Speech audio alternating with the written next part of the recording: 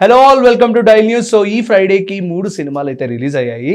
ఒక సినిమా పల్లి చటంబి and second పాపం ప్రతాప్ అండ్ థర్డ్ వచ్చేసి తిమ్మరాజుపల్లి టీవీ. సో ఇప్పుడు ఈ 3 సినిమాల్లో మనం ఫస్ట్ అదర్ లాంగ్వేజ్కి ప్రిఫరెన్స్ ఇస్తే మలయాళంలో ద బిగ్గెస్ట్ హిట్ అంటూ పల్లి చటంబిని మన ముందుకు తీసుకొచ్చిన Tovino Thomas and Prithviraj Sukumaran act చేసిన ఈ సినిమా గురించి ఇప్పుడు అనాలిసిస్ చేద్దాం. సినిమా ఏంటి, హిట్ అయిందా లేదా, లేకపోతే ఎటువంటి మైనస్లు ఉన్నాయి ఏంటి అనేది క్లియర్ కట్గా తెలుసుకుందాం.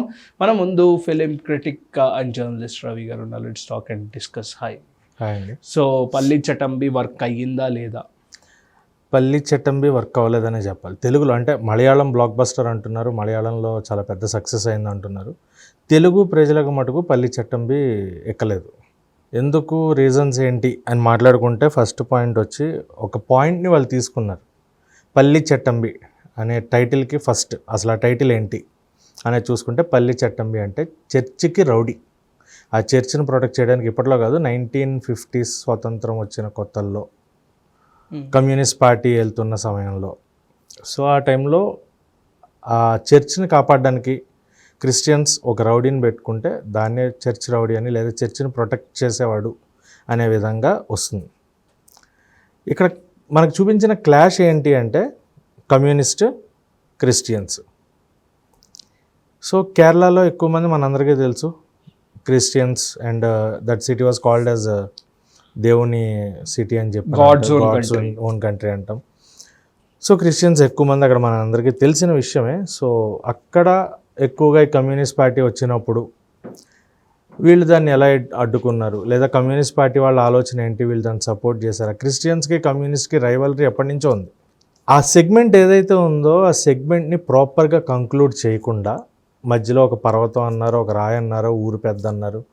సెకండ్ హాఫ్లో మనకి కొంతవరకు పృథ్వీరాజ్ సుకుమారన్ రివీల్ చేసి ఎండ్ పార్ట్లో ఇద్దరి మధ్యన క్లాష్ చూపించి పార్ట్ 2కి లీడ్ ఇచ్చి వదిలేశారు. Part 1 is not up to the mark for Telugu audience. So clash ఏదైతే వాళ్ళు చూపించాలనుకున్నారో, ఎందుకు ఇతన్ని తీసుకొచ్చారో, కృష్ణ పిల్లై అనే అతన్ని తీసుకొచ్చి క్రిస్టోఫర్ అని మార్చారు. తను క్రిస్టోఫర్గా మారి అక్కడ క్రిస్టియన్స్కి సపోర్ట్ చేయడానికి ఉన్నాడు. చిన్నప్పుడే నాటకాలు, రావణుడు గురించి నాటకాలు వేస్తూ, శివుడు గురించి నాటకాలు వేస్తూ, ఈ నాటకాలు వేసిన వాడు క్రిస్టియన్గా ఎలాగా, చాలా ప్రాపర్ ఎండింగ్ లేకుండా, క్లారిటీ లేకుండా వదిలేసిన సీన్స్ చాలా ఉన్నాయి. సో ఆ క్లారిటీ అంటే మేబీ మలయాళం వాళ్ళకి దట్ మైట్ బి రీజనబుల్, వాళ్ళకి అనిపించి ఉండొచ్చు. మన తెలుగు ఆడియన్స్కి అది నాట్ ఫిట్ అవ్వదు. సో వర్క్ అవ్వలేదు. తెలుగు వాళ్ళకి మటుకు ఒక క్వశ్చన్ మార్క్ లాగా ఉండిపోయింది. అది చాలామంది చాలా ఎక్స్పెక్టేషన్స్తో ఈ సినిమా చూసారు. అంటే మలయాళం సినిమాల్లో చాలా రియాలిటీ ఉంటుందని, ఈ సినిమాలో అది మిస్ అయిందని కూడా చాలామంది అంటున్నారు. Reality in the sense locations wise reality ఉంది, కానీ కాన్సెప్చువల్ వైజ్ రియాలిటీ లేదు. ఆ పోలీస్ క్యారెక్టర్ చేసిన అతను కూడా శత్రు డైరెక్ట్గా బస్సు ఎక్కుతాడు, హీరోయిన్ని టక్మని కాల్ చేస్తాడు. ఏంటి, ఏం జరిగింది అనేది కూడా మనకి, అంటే కాయదు లోహర్ క్యారెక్టర్ ఏంటి, ఒక కమ్యూనిస్ట్. హీరోని మార్చిందా, హీరోతో పాటు ఆమె మారిందా, మనకు అది ఏదీ లేకుండా, ఒక కాన్సెప్ట్ ఇవ్వకుండా డైరెక్ట్గా హీరోయిన్ని కిల్ చేపించే సీక్వెన్స్ పెట్టారు. అంటే మనకంటే 1 వీక్ ముందు అక్కడ రిలీజ్ అయిపోయింది, మనకి ఇక్కడ ఇప్పుడు రిలీజ్ అయింది. సో ఇందులో దాచేసి హైడ్ చేసేసే క్యారెక్టర్స్ అయితే నాకైతే అనిపించలేదు. సో అందుకే ఓపెన్గా చెప్తున్నా, డైరెక్ట్గా శత్రు వస్తాడు, బస్సు ఎక్కుతాడు, నీకోసం వెతుకుతున్నా అంటే ట్రక్మన్ కాల్ చేసి వెళ్ళిపోతాడు. కాయదు లోహర్ క్యారెక్టర్ ఎందుకు ఎండ్ చేశారు, ఎక్కడ స్టార్ట్ చేశారు, ఏం జరిగింది, క్వశ్చన్ మార్క్. రియాలిటీ ఏది అనిపించలే, అంటే ఏదో సీక్వెన్స్ వచ్చింది, జరిగింది, చేసుకుని వెళ్ళిపోయారు. సో ఇవన్నీ ప్లాట్స్, మిస్సింగ్ ప్లాట్స్ వల్ల సినిమా అన్ఆన్సరబుల్ సినిమా లాగా మిగిలిపోయింది అనమాట. అంత ఆడదు, అర్థం కాదు అసలు. తెలుగు ఫ్లేవర్ కూడా లేదని అంటున్నారు చాలామంది. తెలుగు ఫ్లేవర్, మలయాళం సినిమాలో తెలుగు ఫ్లేవర్ ఉండదు. మలయాళం వాళ్ళకి కంప్లీట్గా వాళ్ళ ఫ్లేవర్, ఆ నేటివిటీ, వాటిని కవర్ చేయడం. ఎందుకంటే మన దగ్గర ఏమన్నా కొండలు ఇలాంటి న్యాచురల్ సీక్వెన్సెస్ తీయాలంటే గ్రాఫిక్స్, గ్రీన్ మ్యాటే వేసుకుని చేస్తాం. కానీ ఇక్కడ వాళ్ళకు ఉన్న బెనిఫిట్ ఏంటి అంటే చాలా న్యాచురల్ లొకేషన్స్, చక్కగా నేచర్తో, ప్రకృతితో ఉండే లొకేషన్స్ తోటి తీసుకుంటారు. సో వాళ్ళకి న్యాచురాలిటీ అందువల్ల ఎక్కువ కనిపిస్తూ ఉంటుంది కంపేర్ టు తెలుగు.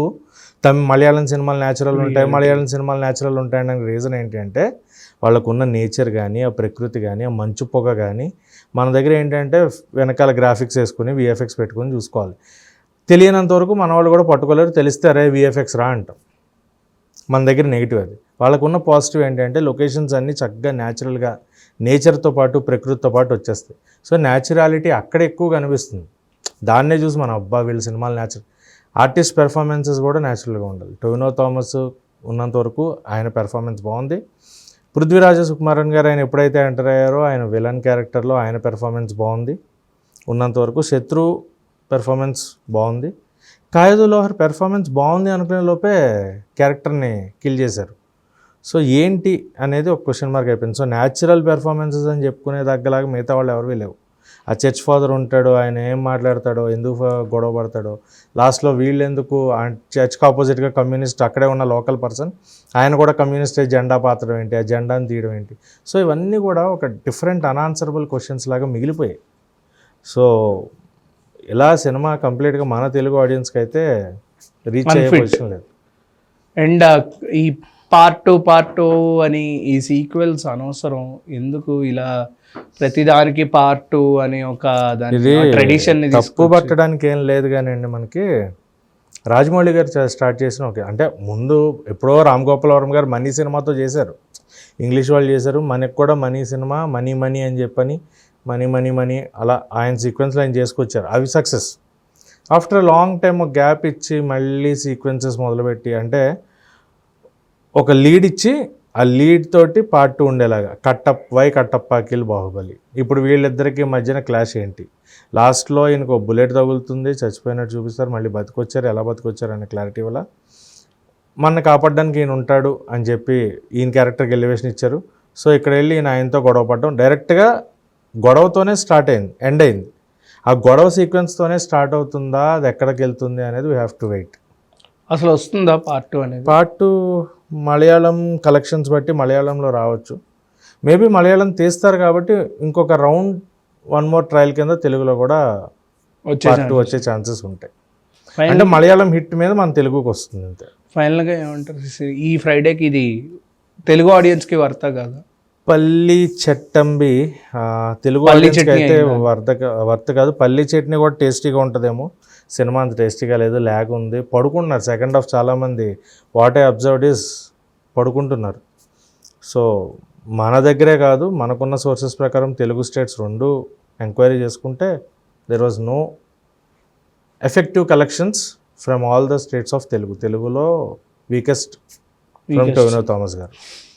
సో చూసారు కదా, ఇది ఇవాళ పల్లి చటంబి అనాలిసిస్ అనమాట. సినిమా గురించి ఏమి ప్లస్ పాయింట్స్, ఏమి మైనస్ పాయింట్స్ మనం మాట్లాడాం కాబట్టి మీకు ఎలా అనిపించింది, ఒకవేళ మీరు సినిమా చూస్తుంటే మీ యొక్క ఒపీనియన్ ఏంటో కూడా ఖచ్చితంగా మాకైతే కమెంట్స్లో తెలియజేయండి. And keep watching dial news. This is Karthik signing off.